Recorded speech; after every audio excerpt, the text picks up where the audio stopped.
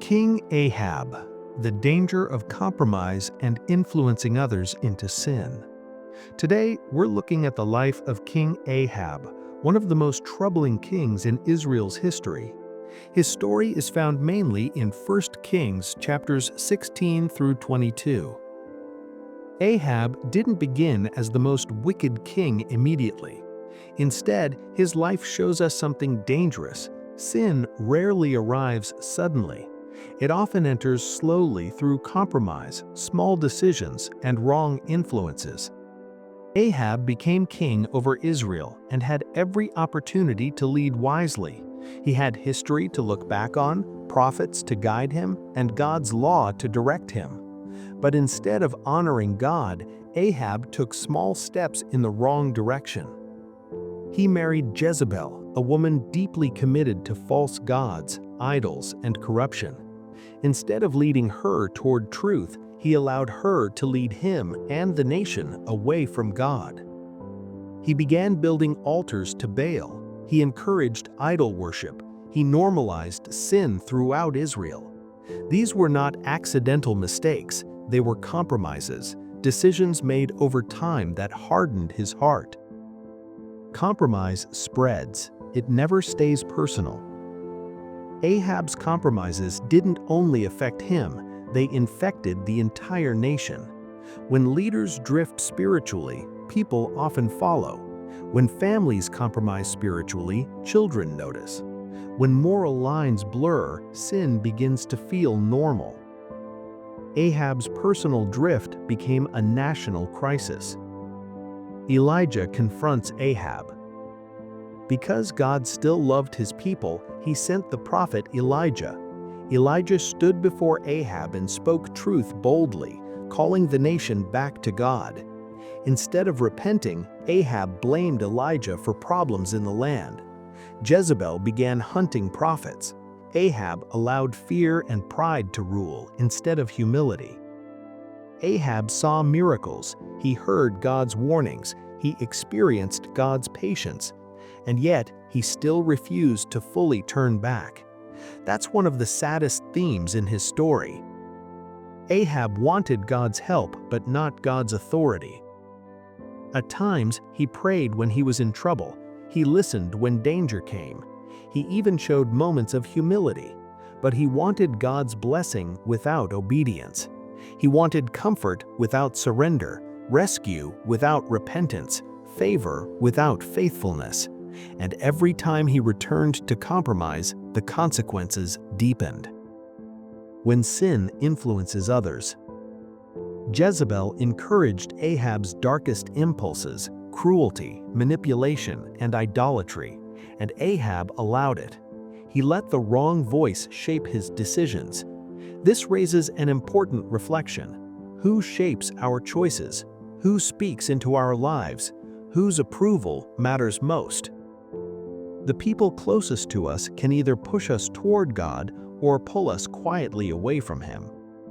Ahab desired Naboth's vineyard.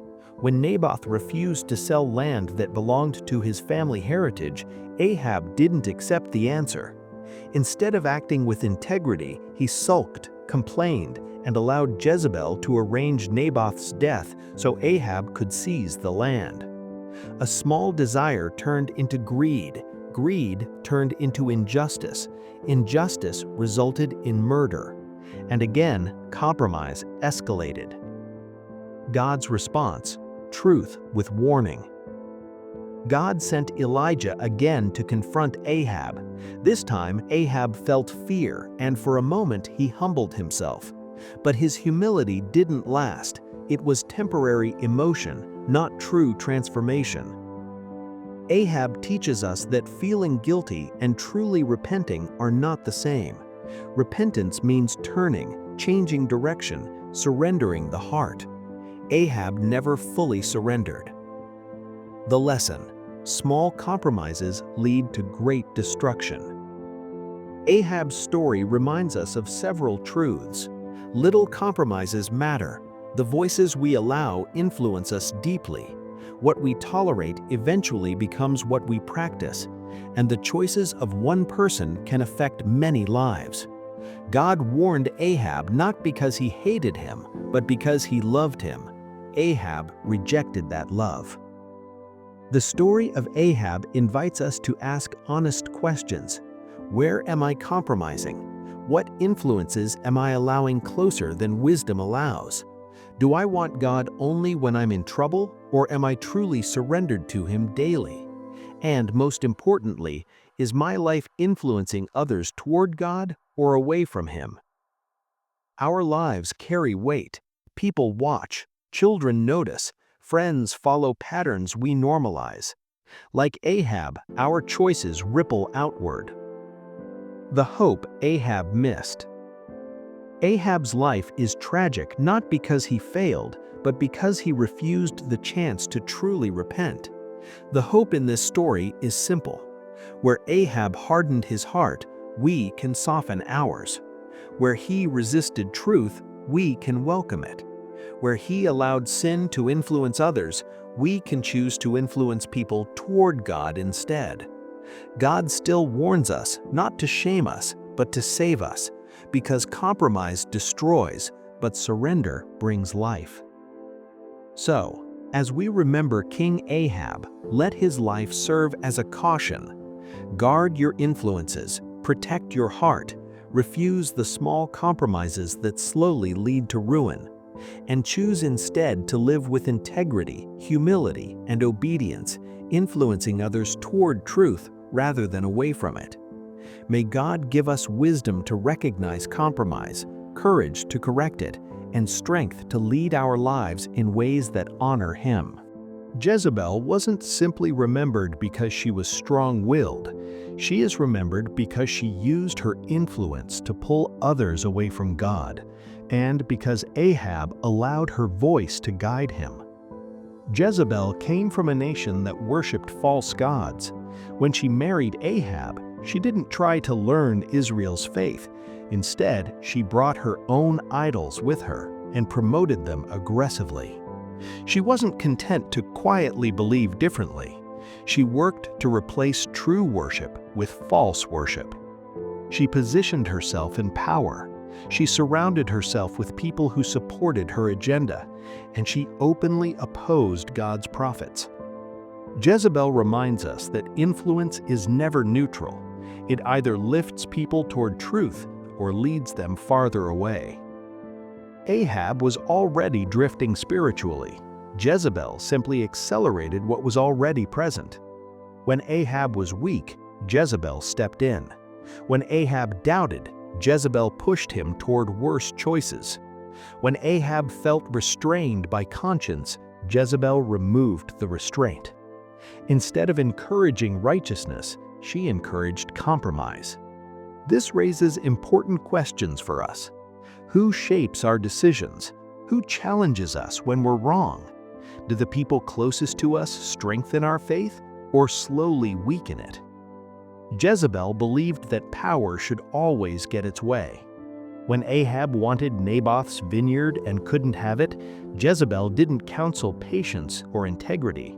She created a plan to remove the obstacle so that Ahab could have what he wanted.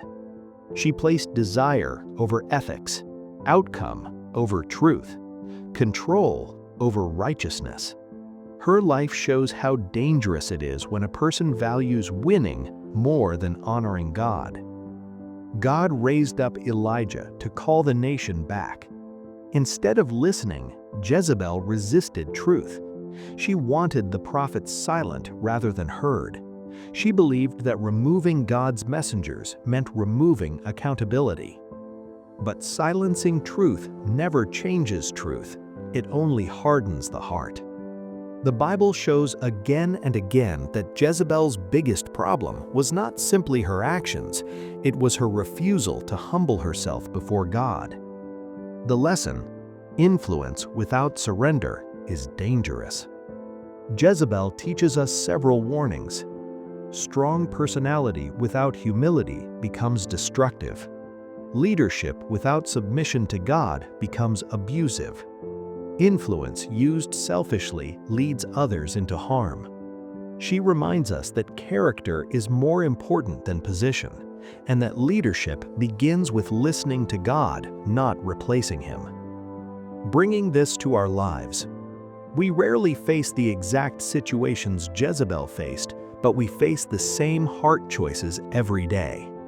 Am I using my influence to encourage truth or to push my own way? Do I listen when God corrects me, or do I resist and justify myself? When I have power in a situation, do I use it to serve others or to control outcomes?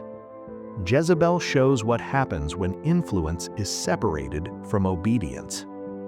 The tragedy of Jezebel's life is not just what she did, but what she refused to do. She refused to soften her heart. She refused to listen. She refused to turn toward God. But you and I do not have to follow that path. Where she hardened, we can humble ourselves. Where she controlled, we can surrender. Where she influenced others toward sin, we can influence others toward life. God always invites repentance, healing, and new direction. Jezebel's life stands as a reminder that influence is powerful. We all influence someone: children, friends, co-workers, family. Our choices echo beyond us. May we use our words, our authority, and our opportunities to point people toward truth, toward kindness, and toward God. And may we learn from her story what it truly means to lead with humility instead of pride, and with surrender instead of control.